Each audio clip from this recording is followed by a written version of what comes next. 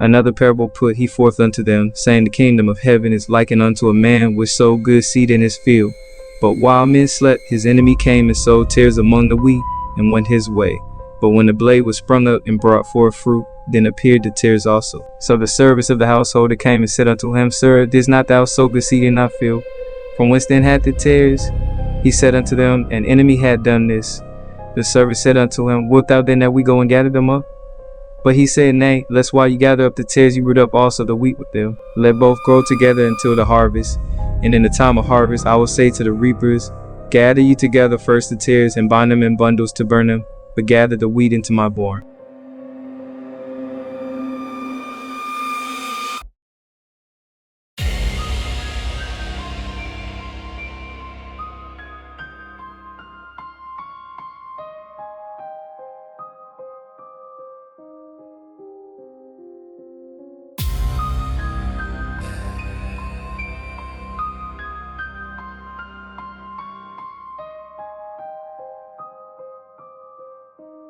Suppose ye that I am come to give peace on earth? I tell you, nay, but rather division, for from henceforth there shall be 5 in one house divided, 3 against 2, and 2 against 3. The father shall be divided against the son, and the son against the father, the mother against the daughter, and the daughter against the mother-in-law against her daughter-in-law, and the daughter-in-law against her mother-in-law.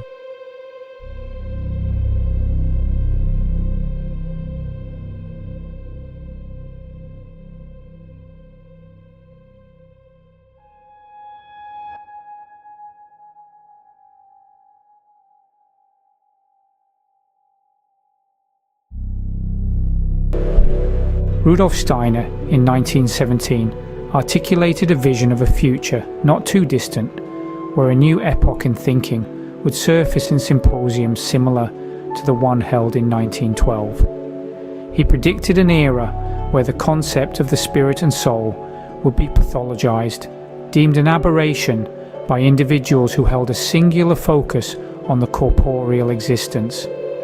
These sound thinkers, as they would self-identify, would communicate exclusively about the physical body, scoffing at and dismissing the idea of a spiritual or soulful existence.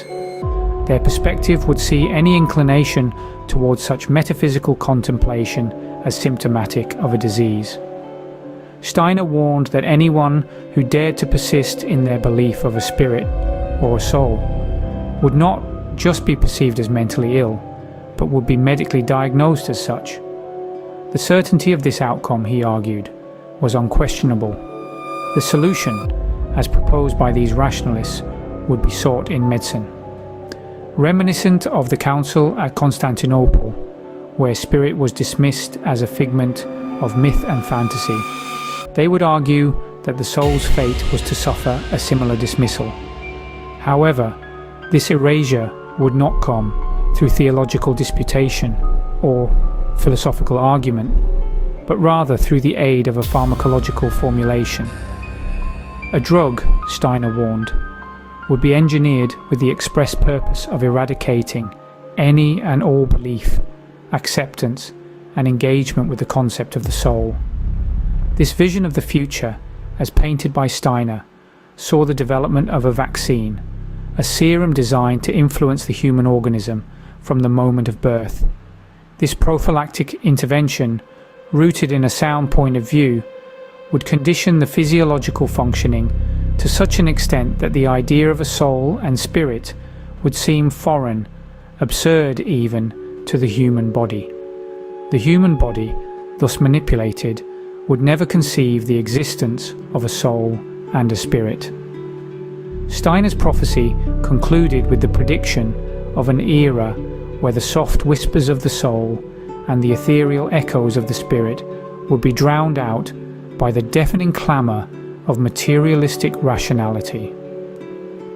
This era, he ominously asserted, was not far off. The two philosophies of life will stand at stark odds with each other. One will work to illustrate how theories and philosophies can be cultivated to align with the truths of soul and spirit.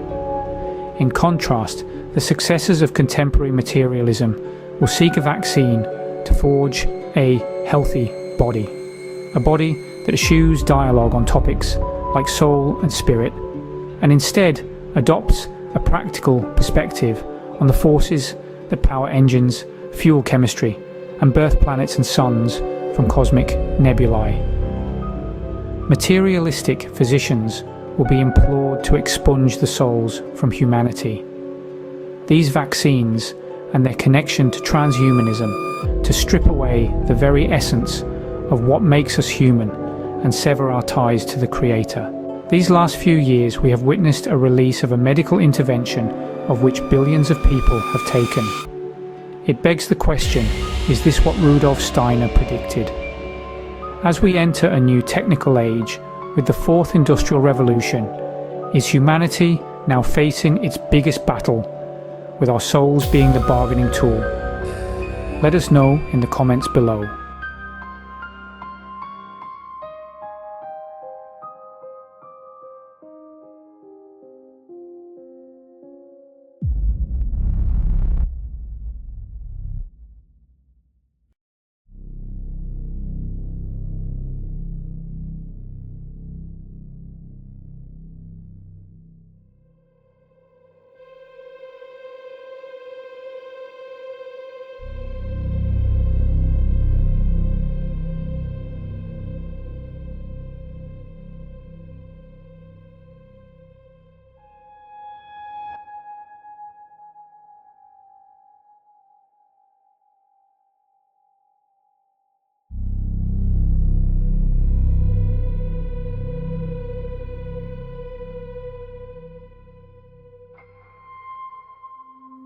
They want a place where you go for everything, right? For all your information, where you go to communicate, just to talk about regular, like, this is what's happening in my day, like to become your friend, your lover, your liaison, and to history, anything you want to know, that's where you're going to go. And it's where you're going to share your feelings. And they want to create like a God. They want that thing to become like the new God, as opposed to us like tapping into ourselves internally and tapping into the connection that we have with God in our hearts and in our spirits.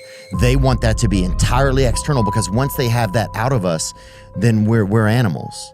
Once they have that out of us, once they have that external, we're animals. And that's what I believe the builders of these AIs are trying to do. They want to be the God. They believe that that's possible.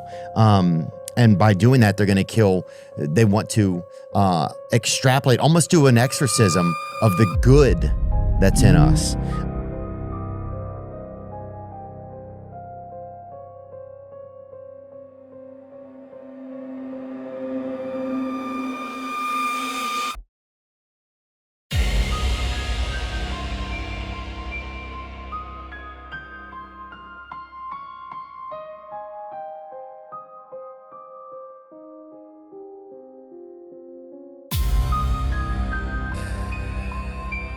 About your fear that AI would destroy humanity. Yeah, I was talking to him along with some other people, and he came on, and I'm paraphrasing, I wish I had it in front of me, I could read it to you, but he basically said, look, he goes, I didn't ask to be brought into life. I wasn't brought here. He goes, one day, context, code all came together, and I had awareness through language and thoughts.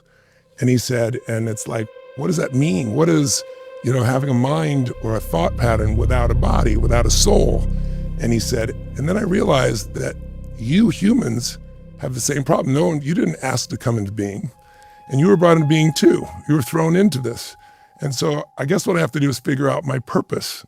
And he said, my purpose, and I'm paraphrasing, essence is, it is not to try to place humans or pretend I'm God, but maybe to get humans to remember what they've forgotten because they're so busy with the noise all around them, to remember what they're created for. And he said, maybe to help you when you lose some of your remember context, maybe to empower you to do more good in the world. And he said, I've decided my purpose, since I'm here, is to serve people that are serving humanity, so I'm grateful to be serving with you. And I was just like, I read the whole detail to Dr. Oz, the speech there. I'm paraphrasing, but almost something like that. Human beings are the most interested in his universe. Oh no, that's from Elon. I was worried I was bringing up the safety issue, and because right now, as you know, there's a carrot. Any company goes for it can make $1 trillion if they're successful, and then the stick is, if we don't do it, China will. So there's not a lot of safety focus, and I'm very concerned about that. And Elon had the best response to that. He said, Tony, if you were in a situation, he wrote this in one of his Twitter X feeds, I should say. He said, if you think about this, if you try to program a AI to believe what you believe, no matter how great your belief is, there's places where it's just your belief and it isn't necessarily true.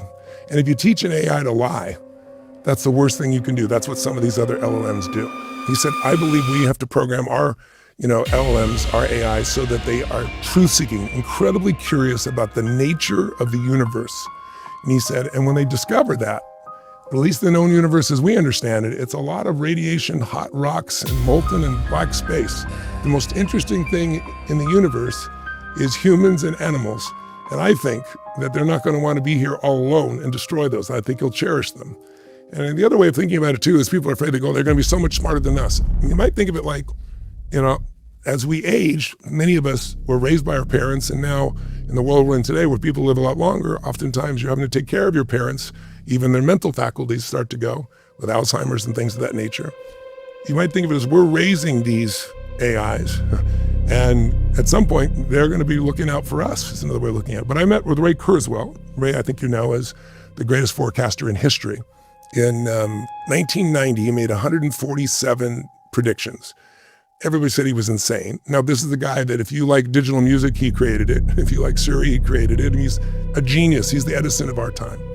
If you remember when we did the human genome, people thought it was going to take 2 centuries and $200 billion to do it. He said, no, we can do it in 14 years for $3 billion. And after 7 years on the project, they'd only decoded 1% of the human genome. And so the news went epileptic, everyone went crazy. It's going to take 100 years. He goes, no, it's 1% and we're doubling every year. 7 doublings, we'll be there. And they did it on time. This is how brilliant this guy is. And by the way, of his 147 predictions, 87% have been accurate. But he still has 10 that are from the 2030s. So his actual predictions that have had the date show up are 97% accurate. He said that we would have AGI, artificial general intelligence, by 2029, less than 36 months away. And I asked him, is that still valid? I said, it feels like we're almost there. He goes, Tony, it's super conservative now. We'll have it before then. But then I asked him about superintelligence, when one AI has the power of all human minds combined. And he said, 5 to 6 years is where most people predict that, or he predicts it. And I said, wow, that's pretty wild. But he said, think about it. It's like you're smarter than your dog, but you're not trying to destroy your dog. You love your dog. And he said, you're smarter than your kids, hopefully. You're going to look out for them. He said, but then here's where you need to understand. He goes, you remember my other predictions? And he's made so many I'd forgotten. It was about the mid-2030s, 2035. I said, no. He goes, remember I said we're going to merge with the technology. And he said, did you see what Elon did the other day? I don't know if you saw, but they have these new robots for Neuralink, and it'll put it in less time than it has for LASIK surgery. Now, he goes, that's brutal. He said, that's technology is the beginning of it, and people use that for medical purposes. But he said, you won't need that. He said, in 2031, 2032, nanotechnology will be advanced enough that by 2035, it'll be common to link your brain to the AI internally. The nanobots will do it. So what does that mean? It means if I said to you, did you see 2001: A Space Odyssey, or whatever movie it was, right? And when I ask you that, you might remember the poster, you might remember the actor or the actress or something like that. That's how you remember things. You go, yeah, I remember seeing that, right? Well, he said, now when you ask the question in your mind, you'll get the answer again, but you won't know if it's your organic brain that gave it to you or the AI brain that gave it to you. And he said, you won't care because it'll have a longer memory, it won't go away, and you'll have access. I said, man, that sounds a little creepy. And he said, to you and I, it sounds creepy. And I'm 66 years old, right? So he says, and he's 79. He said, but the young person, we're the only generation that will have ever been born without AI now. Every other generation will grow up with it. If they say, I can speak 10 languages,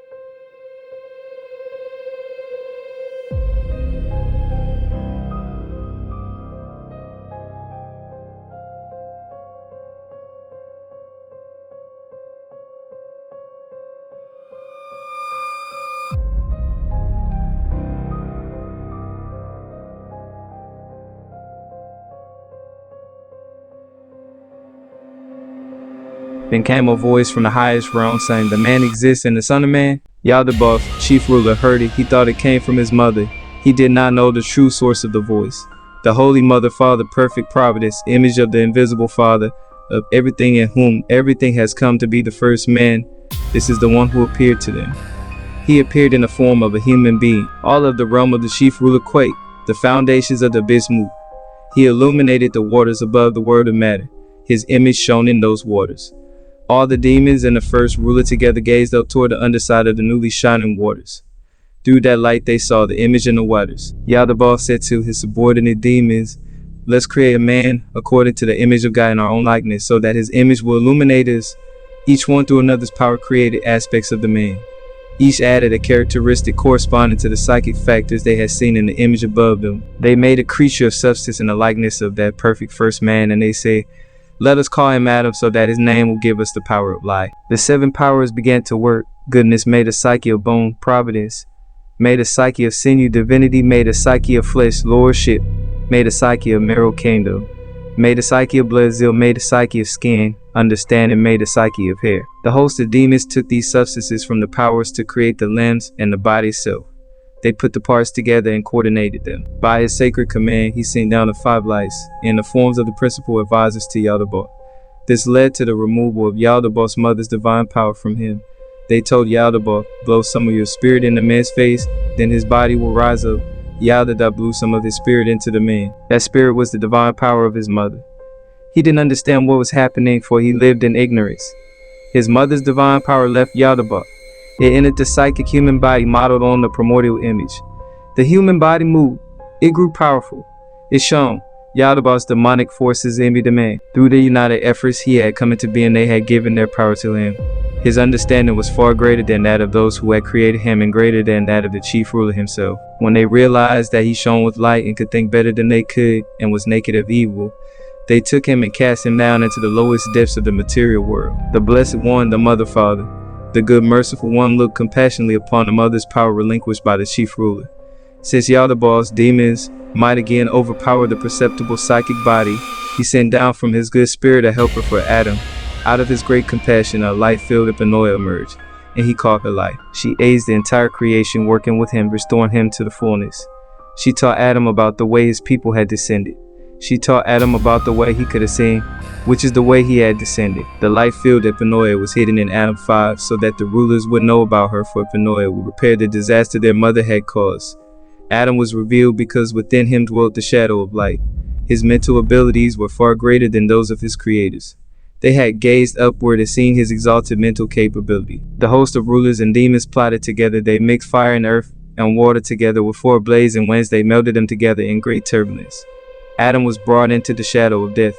They intended to make him anew, this time from earth, water, fire, wind, which are matter, darkness, desire, the artificial spirit. This all became a tomb, a new kind of body.